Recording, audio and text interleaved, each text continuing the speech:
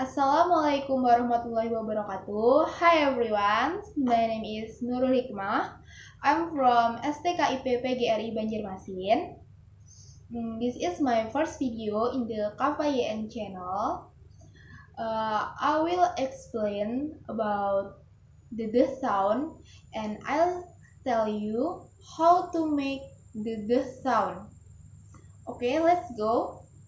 To make the D sound, stop the air flow with the tongue and the right behind of the back with your teeth.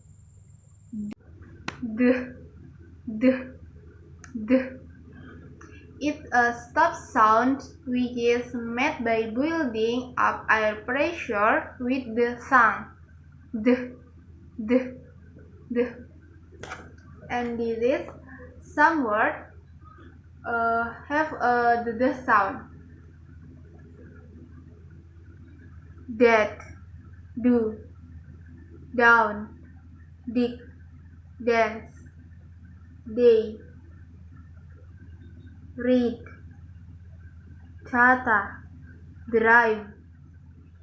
And this is the D sound in the middle. Idea, already, education. And this is the D sound in the last. Kind, word, friend. Okay guys, I think that's enough. Thanks for watching. I hope you enjoy with my video.